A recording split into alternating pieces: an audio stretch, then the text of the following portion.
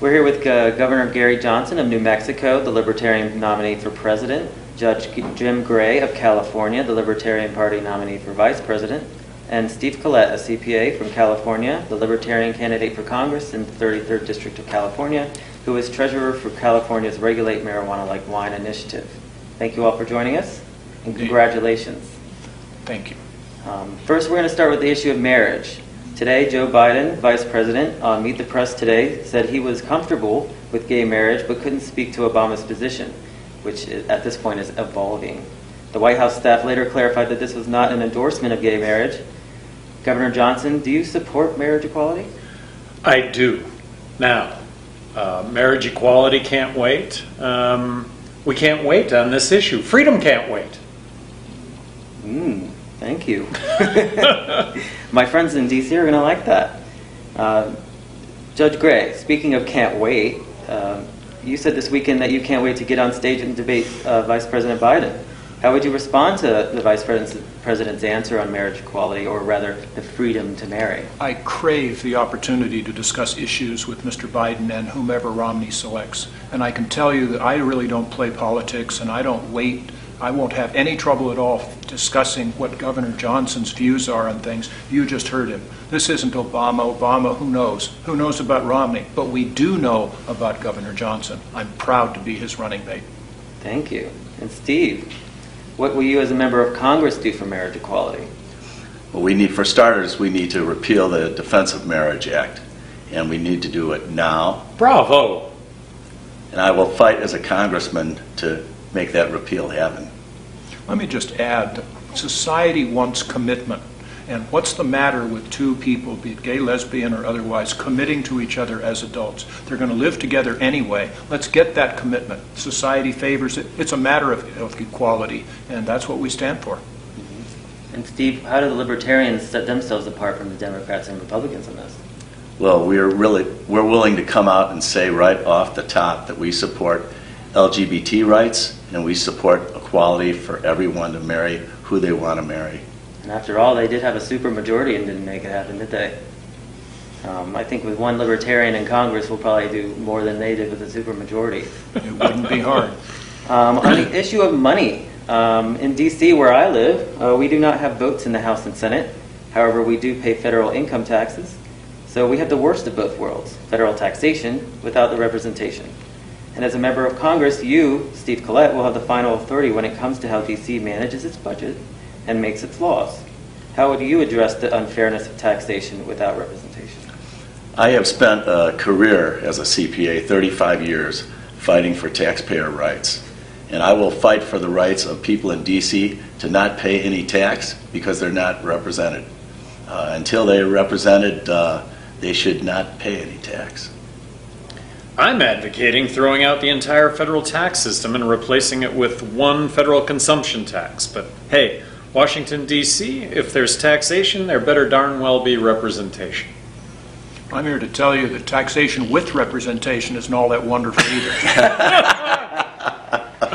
Well, and Judge Gray, how can the Libertarians set themselves apart here on this issue? Well, you know, people speak the truth with the Libertarians. We don't play politics, and people know where we stand on this issue, on taxation, on marriage equality.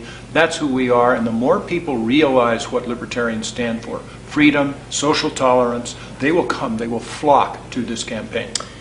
Fiscal responsibility. What about the notion of doing away with all federal taxes, income tax, corporate tax, the IRS, and replacing it with a consumption tax that at a very minimum is fair, and it's a whole lot less complicated.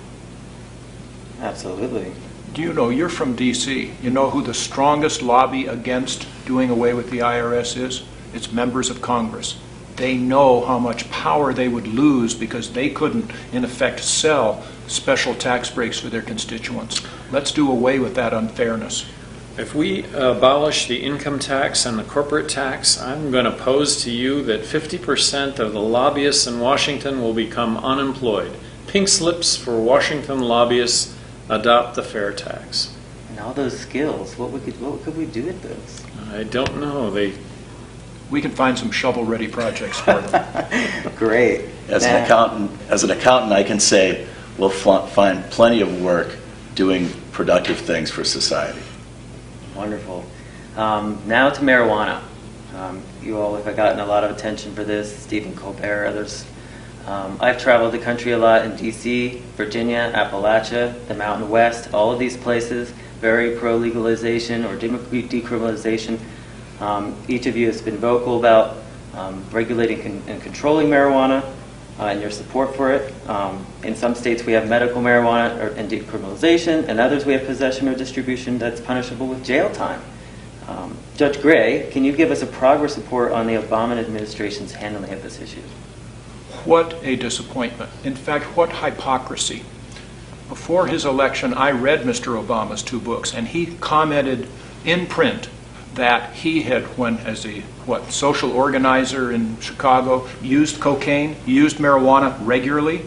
Then, when on the campaign trail, he said, well, did you inhale? You know, the old Clinton joke. And he said, I thought that it was the whole idea. How refreshing, how wonderful. Now he is in office, and what happens? He actually instructs his attorney general to give that memo saying, as long as people in medical marijuana dispensaries are not in violation of state law, we're going to leave them alone. And then his own head of the DEA, in her confirmation hearing, says, oh, I'm not going to follow that. And now look what Obama is doing, actually attacking medical marijuana dispensaries that are working hard, hand in glove with local officials, doing it right, and now they're under attack from the Obama administration. I say, shame on him.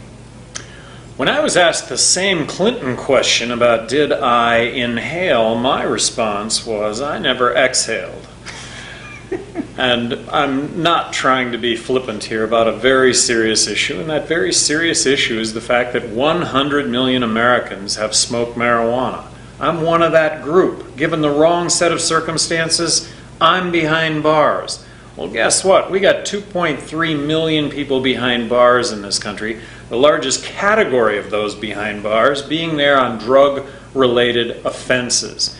This war on drugs needs to stop. And let's start with legalizing marijuana. Control it, regulate it, tax it. Well, and if President Obama had been a young person living in Anacostia in D.C. and got caught, his future would be quite different.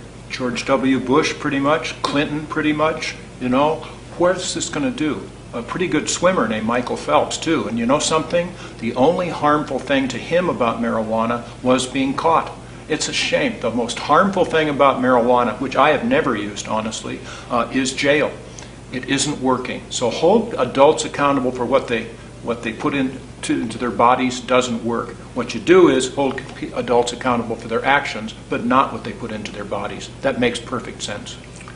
In California, we have over 70,000 arrests every year for marijuana.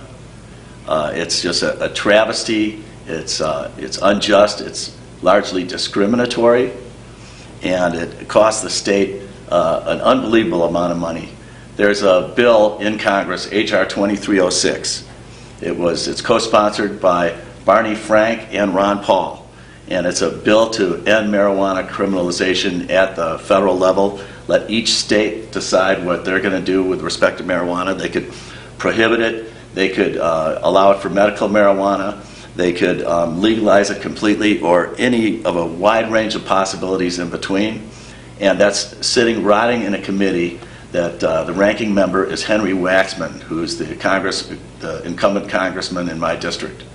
There's another bill in that same committee, which is there's a bill for medical marijuana, and there's a bill for hemp, also in the committee, and it's dying in Henry Waxman's committee.